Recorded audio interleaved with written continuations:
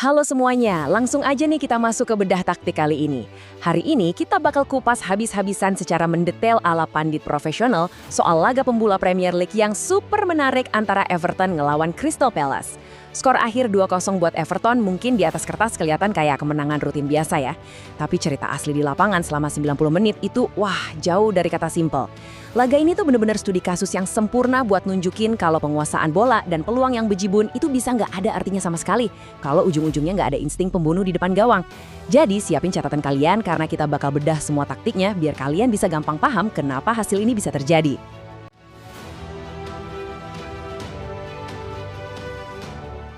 Nah, coba bayangin angka ini, 2,04. Ini bukan sembarang angka matematis ya.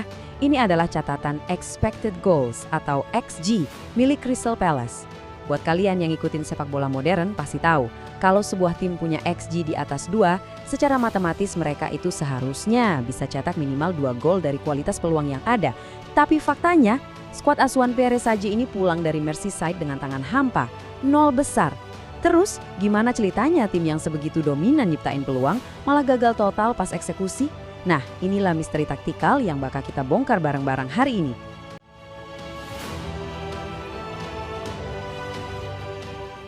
Oke, kita masuk ke bagian pertama. Awal musim yang kontras, kisah dua manajer. Situasi kedua manajer ini tuh benar-benar ibarat bumi dan langit. Di satu sisi, kita punya Pierre Sage yang melangkah ke pinggir lapangan bawa beban sejarah yang super berat. Percaya nggak percaya, dari 16 manajer yang pernah megang Crystal Palace di era Premier League, cuma 2 orang yang berhasil menang di laga debut mereka, Alan Pardew sama Oliver Glasner. Jadi kutukan debut ini kerasa banget kan? Sementara di sisi lain, David Moyes juga punya tekanannya sendiri. Everton menutup musim lalu dengan rekor jeblok 7 laga tanpa kemenangan. Tapi, di depan publik Hill Dickinson Stadium yang padat, termasuk ada Perdana Menteri Inggris Andy Burnham yang nonton di bangku VIP, Moyes sukses ngelepasin semua tekanan itu dan ngasih kelegaan yang luar biasa buat supporter tuan rumah. Lanjut ke bagian 2. Dominasi XG melawan efisiensi.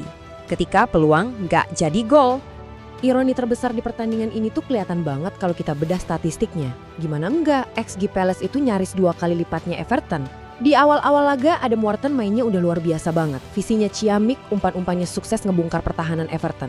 Palace benar-benar main terbuka dan dapat 2 peluang emas beruntun, termasuk tendangan kaki kiri Daniel Munoz yang untungnya masih bisa ditepis sama Jordan Pickford lewat penyelamatan super gemilang. Secara hitung-hitungan Palace mendominasi banget, tapi efisiensinya benar-benar di titik nol. Di level sekeras Premier League kalian gak bakal dimaafkan kalau buang-buang peluang sebesar ini. Dan hukuman buat Palace itu benar-benar datang dalam sekuens 4 menit yang super brutal di penghujung babak pertama. Kita breakdown rentetan waktunya nih. Pertama, Eddie Nketiah dapat peluang emas dari umpan Wharton, tapi Pickford lagi-lagi bereaksi brilian nepis bola sampai kena tiang kiri. Lanjut di menit ke-38, gantian Jean-Philippe Mateta dapat ruang tembak yang enak banget. Secara luar biasa, tendangannya malah ngebentur tiang gawang yang persis sama. Everton selamat 2 kali dari lubang jarum. Terus, apa yang terjadi setelahnya?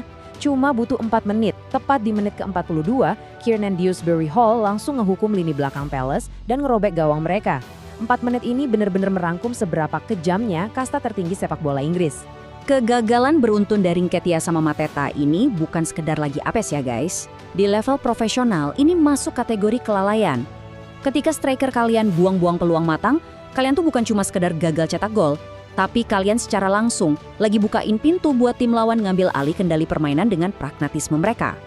Sekarang kita masuk ke bagian 3, mesin tengah taktik Everton alias masterclass bermain tanpa bola. Kalau ditanya apa rahasia kemenangan Everton, jawabannya ada di mesin lini tengah mereka.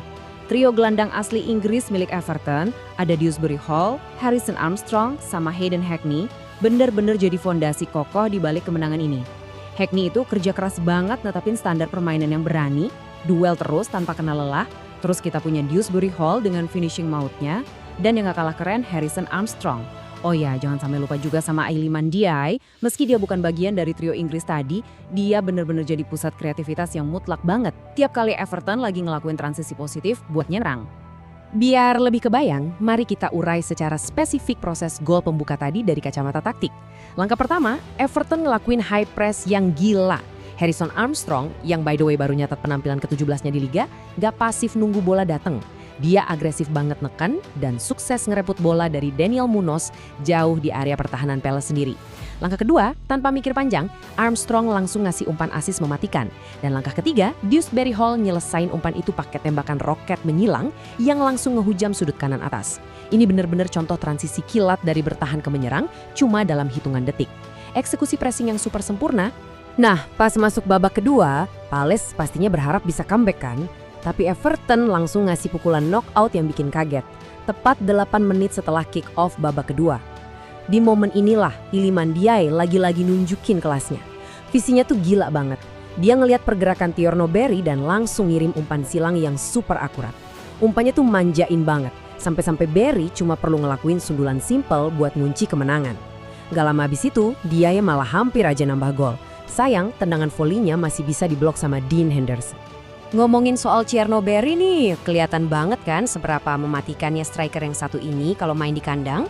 Gol sundulan barusan itu adalah gol ke-9-nya di ajang Premier League.